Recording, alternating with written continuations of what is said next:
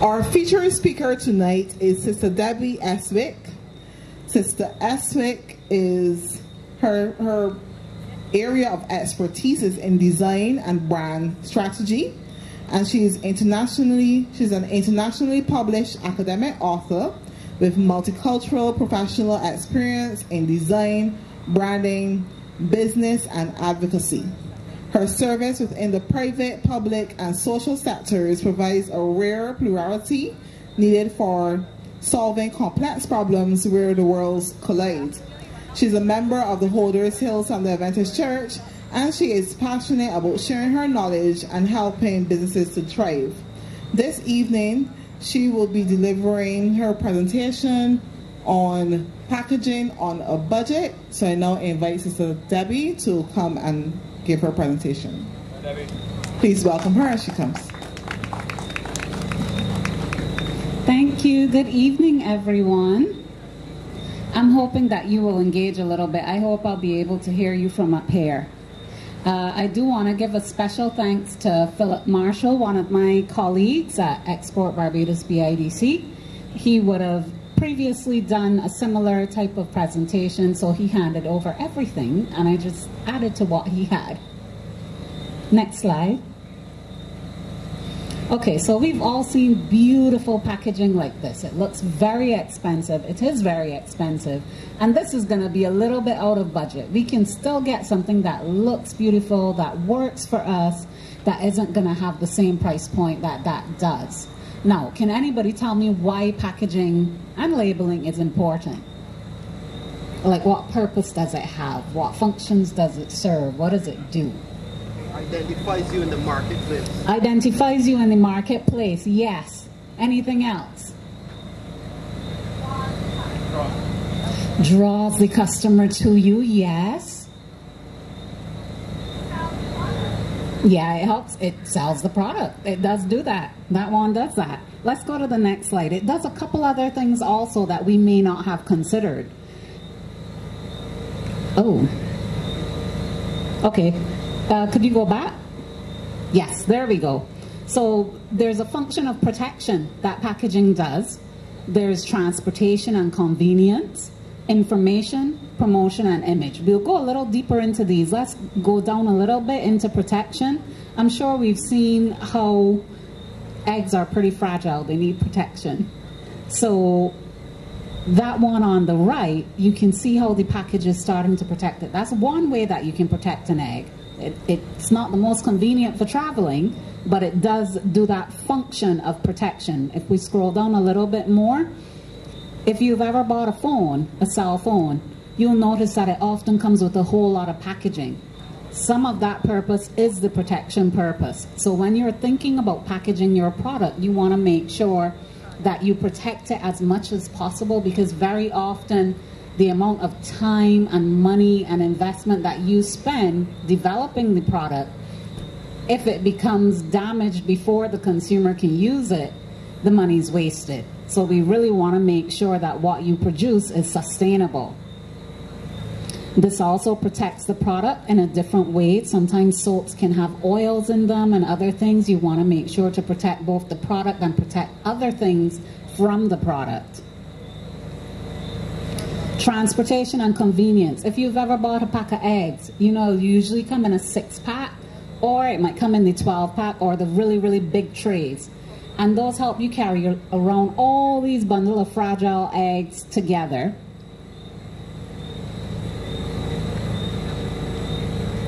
Sometimes in terms of transportation and convenience, you'll want to think about what are the needs of the user? How are they going to use my product? So you might actually change the packaging to something that is more friendly to a single use, or that might be best suited to how the product functions. If you had something like a powder that's going to go into something, you might want to put it in something they can shake it out. You might want to put it in a package that they can scoop it out. You'll want to think about all these things about how the user is going to use the product. And you'll also want to think about, when I'm getting the product transported, will it be able to stack? You know, can I put a lot of them next to each other, especially if you're looking to scale up what's another term for scale up? If you want to go bigger with your business, you definitely want to think about that. You also want to make sure that packaging carries the function of information. I think that was one of the things somebody said. There's going to be a lot of information you need to share with people, and that needs to be on your package. Some of it is information that the buyer should have, and depending on where you sell, some of it is information that your retailer will need to use, something like a barcode. They'll want to scan that. This one shares some really key information. You can't quite see it there, but in the little pink circle, it tells you some more information about the product being natural. So some of these key features, you might want to highlight them on your packaging so that people know what makes your product special.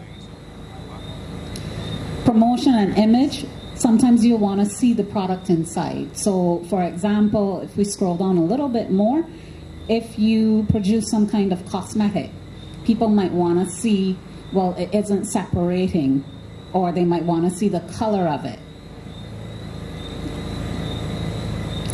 Now, post-sale utility. That sounds complicated. It isn't. Just think about, well, how will I use it after, like when the user goes home? So for something like if you bought a fish, it's enough to just stick it in a plastic bag. That's good enough. If you want to stick a sticker on the plastic bag, that's fine. But you don't need to keep the fish in the plastic bag forever. However, if you bought paint, you really want to make sure that the container that you have chosen for that type of product is going to keep the product well after the consumer goes home. Also in post-sale utility, you want to make sure that you let the consumer know where they can get more of your product from. This was really cute, where you could see where you could get the donuts from after you ate the donuts. You also want to think about how will I present it, as in how will the person who might be presenting it to somebody else present it. I'm sure we've seen how jewelry often comes in these little boxes. They're very cute boxes. You could keep them, use them, and wrap them up, and you present the gift in that way. Now, there are functions for your packaging in terms of the environment, retail environment that is. So there are a number of opportunities and challenges that you'll want to think through. You'll want to think through whether you're doing informal sales. Oh, we've disappeared. Okay, I'll see if I can go on. We kind of need the visuals. They're working on it though. But you'll want to think through, well, how am I selling the product and how am I interacting with the customer? So if you're doing informal sales, you're likely going to be quite friendly with them. They might touch the product, be able to feel it. Like if you do a trade show, or if you do a fair or a market or a pop-up shop, it's going to be very informal. Your packaging needs are a lot lower in that kind of environment. People don't have expectations of post-sale utility and these kinds of things necessarily in that type of environment. You have your temporary stand or kiosk, over-the-counter, delivery, and of course traditional retail. In informal sales, we just touched on that a little bit, very friendly. It might be to your neighbor, to your friend, and this is a really great opportunity to get feedback on your product, on your packaging, see what people think. Is it functioning as it should? The temporary stand or kiosk, that's the one where they're going to touch. It's going to be a more intimate relationship with the customer at that point.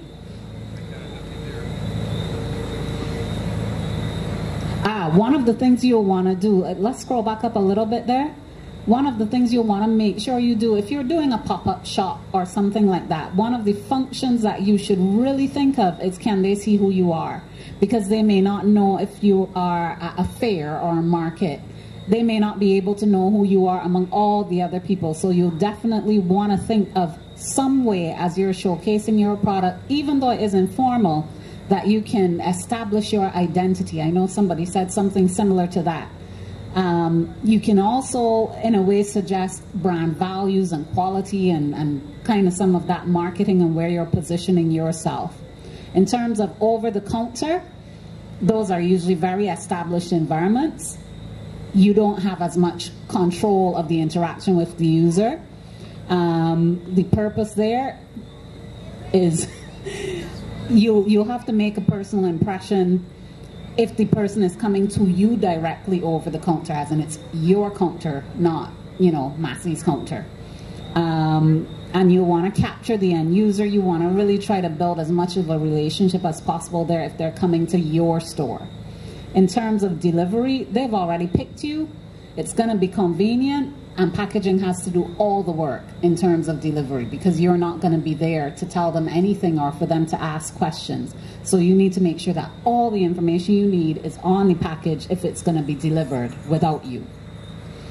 Traditional retail, that's quite popular. That's like Massey and that kind of thing. You kind of need to grow to a certain scale, hopefully, to get in there. There's a lot more competition. It can be a little cluttered. It can be difficult sometimes to get seen or to get noticed. Your packaging in that environment, it really needs to stand out, and it should communicate clearly to whoever is looking to buy your product. What is your product? It should indicate how it's different from other things that might be quite similar to it. Next one. So these are some of the things that you'll notice in the retail environment, where in terms of the competition, you may not want to be confused with anybody else. So Tostitos and Fritos, they differentiate themselves, even though they're pretty much the same product. They're chips. You may want to indicate in some way that you see things differently from another brand that's in a very similar space as you. So even though you might be making soap and somebody else might be making soap and you both have natural soaps, you really want to make sure you try to make yours different from theirs. Sometimes you do want people to confuse you. This isn't usually recommended, especially not in a very small market.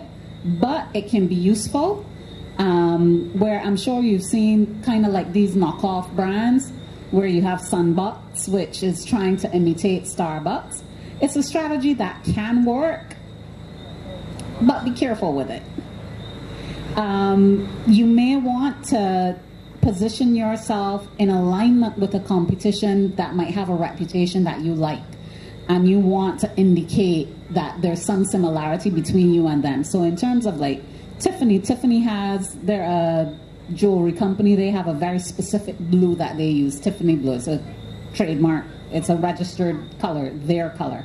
You might want to put your packaging in that same color to just kind of indicate, you know, we want to offer a premium experience. We want you to feel pampered, and we want this to seem luxurious. So you might pick their color to put your packaging in. Next one. So in terms of cost, this is the big one. You could go a lot of places with cost. Most commonly, you'll need to print some form of packaging, usually. There are other ways to do it that we'll go into, but print is very popular. And of course, the cost can vary widely there. So a package like that, where you're looking at a box, another box over it, and insert inside the box, you know, that's going to be at a higher price point than something like, say, the next one, which is just one box. However, this one has a unique type of fold. You want to think about things like, well, how is this box constructed? They're usually, if you work with a printer, they may have standard, what they call dies, which is just the shape or the cut of it. Next one that you could pick from. This is a pretty simple box that's printed. That's an option too, that you could print the entire box for your packaging. There are other ways to go about it. If we go to the next one, we'll get into some of the others. This is also a custom kind of box where you do have the window that shows the product. It can be very, very useful to be able to show your product if your product looks special. If it isn't special, or if it isn't necessarily in the food space, you may not need to show it. One of the things to consider isn't just the ban on plastics, but of course, in our island, we're affected by climate change.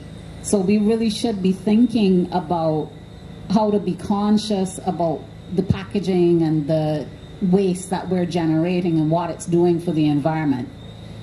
So ideally, biodegradable is nice. However, if that's going to be at the expense of sustainability, as in the cost of replacing the product because you didn't package it properly, if that's going to be higher, then, you know, you may need to find another option. Next. So paper bags are a really useful option in terms of packaging. Let's go quickly through these ones. This is just another basic one, also paper-based, but it has a little window in it. Different stickers, there are two different kinds here. Stickers can be very, very useful if you're looking for low-cost packaging, whether that's a roll of stickers, or if we go back to the previous slide for a minute, the stickers that you can write on what you want on it. You might buy a special pen or buy a chalk pen, that way you can write on and customize your sticker. Let's go to the next one. This is also stickers, but these ones are more custom stickers where you could print a full sheet instead of a roll, and you could peel them off, and the cost will be a little bit higher with something like that because it's going to have to be cut custom, or you could cut it out by hand, but that's going to take time.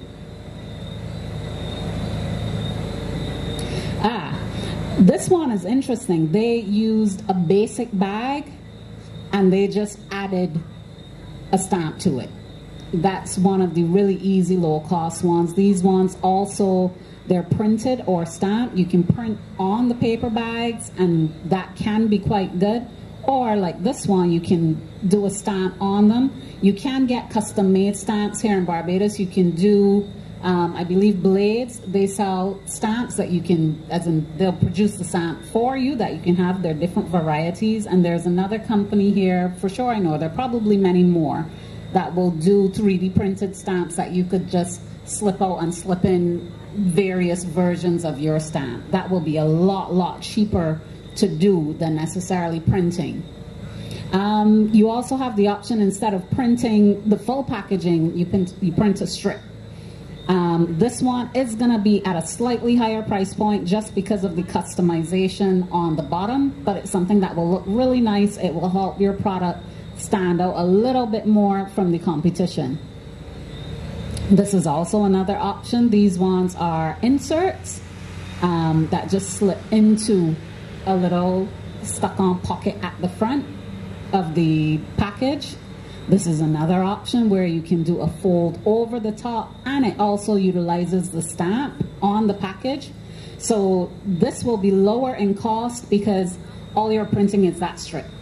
The stamp is going to be a standard stamp that once you've paid for it and produced it, you just stamp every time, and you're not reproducing that. The paper tops, that's another option, whether you go very, very plain or something a lot more decorative. Both are very good options. This is another take on the paper bag, but with a different type of sticker on it, the label maker stickers, sorry. These ones are fine also. You'll get the word out. It's going to be a lot more informal, and there isn't as much room for, you know, making a statement with visuals with that approach, but it can work. There's also the option of buying a standard bag and customizing it. So you could customize it either by printing on it, or by doing a sticker on it, or by stamping it. Like if you look at Tiffany's, they have a standard box that's just branded with their name. They don't write what product is in it. They don't write anything else on it. That's an option. If you wanted to do something like that, but you were in an industry that doesn't allow it, then you do have the option of standard printing an aspect of it, like your brand, and then customizing the other part with something like a stamp. That way that will keep the cost down. And of course, other little stickers can help. Stickers are just very useful, or stickers and labels. Tags are also another option. This one is a tag paired with a strip of color, which just makes it a little bit more interesting than just the tag and the ribbon. The tags, you can do double-sided, you can do ones that open up. There are a lot of options for you if you want to go the route of tags. Sleeves are another option, which can be just a basic paper sleeve. Sometimes you'll see it with t-shirts, but it can also work with other products. If you have something that goes into, that can stack, you can sometimes just use a sleeve for it. This one pairs sleeves and tags with clothing items. Next one. And this one is really, really simple. Just paper and it's tied. You can always add a tag to that and that will make you stand out. Once you put your little tag on that ribbon, it'll differentiate you and people will be able to see your brand and notice who you are. So in terms of saving big and still being able to look good, there are a couple critical things to remember. You'll want to remember the container and shape, print quality, and customizability. So the container and shape, if we go to the next one quickly, the container or whatever vessel, if you have to have a vessel for the type of product you have, you really want to look at the cost of that vessel and see what is the best option long term for you. Glass is going to be a little more expensive. It'll look a lot nicer, but it will cost more. You'd need to know if that's an option for you. Let's not so fast, let's go back up a bit. In terms of the container and the labels, so on the left you have a more tapered kind of container. That one is printed. That's going to cost a lot more. On the right, you have a label stuck onto a basic container. One of the things you want to really look for is making sure that the container you have is as simple as possible, so that when you produce a label, you don't have to get a custom cut label to fit the container that you have. So if you were doing a label, a stick-on label on the one on the left, it's going to cost a lot more because you have to pay for somebody to customize that label in terms of the design. They'll need to design it and make sure it fits the front of that. And then you'll need to pay for a custom die at the printery, which is going to cost a lot more also than, say, just doing a very basic rectangular label that's going to be pretty standard and will be very easy to apply to the bottle. Next one.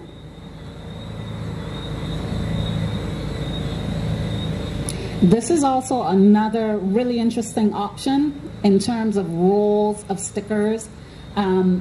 This one allows you to standardize everything, and everything that needs to be customized, you would need to add separately. It won't work for every industry, but it can be very cost effective if you were to, say, print a roll that you can just cut at any point that's patterned. Your cost inputs there will be the design and then the printing, but then you can print in a higher quantity, which means you'll end up saving a lot more. This is another variation of that. Generally with printing, the higher the quantity, the lower what you would say is the unit cost. So really you end up paying less if you print more. Next one. This is another option where the one on the left, they have just the printed bit there in the middle, and I don't think they staple that one. Yeah, they do staple that one. There's a staple on that one. And on the right, they take a similar option, but they actually have two separate ones. So you could see how they've started to build a system for what they're packaging. So that one has one product, but they could actually switch out that product and just change the sticker. So buy a whole lot of brown paper bags in bulk and then just produce stickers, which is going to be a lot cheaper than printing bags. This one shows stickers, the other one stamps. If you need to, for example, very often a lot of businesses, they'll have a product that's a little bit different than the other products. What you could do that will save costs so that you're not printing more labels or reproducing packaging, you just add a stamp for the one that's different. So get a stamp made and stamp it, and that way you differentiate between them. Now, this one, I use this because we're used to seeing name tags where, you know, you might have hello, my name is, and then you'll write on what your name is. This can be a really good approach for a small business where you design your label, everything that's going to be the same and that's going to stay the same can be designed in your label, just like with a name tag, and the only thing you'll write on is what's different. So like, for example, if you produce something, but then you have it in different types, you might just write on, okay, well, this one is my cedar wood one. So that one would be cedar wood. This, I put this here, I believe this is my last one, because one of the things you could think about, if you look at this, this is not necessarily to be a label, but if you think about labeling anything, if you think about the whole system and how you can split it up into sections, that can reduce your cost so much if you produce stickers for different sections that might change. So for example, if we look at this, if you produce a line, say, of matcha teas, actually let's just say it's a line of teas. If you needed to change, for example, the section that says it's a matcha tea and you need to change that to peppermint, if you standardize this system, that can be one sticker. You'd switch that out when you need to put on that one. The section that has the ingredients, which would be green tea leaves, if that's another sticker, you switch that out. That way, stickers will be way cheaper to print than, say, printing a final packaging and then realizing that, oh dear, I have the wrong information on it, or I've changed my recipe and therefore all of my packaging is now wasted. Or it can also allow you to print in a lot higher of a quantity, which that is going to save you way more money. If you printed everything in one go, as in printed your big label in one go and then just switched out with little stickers what you needed to change out. So that brings us to the end of this packaging on a budget. Thank you.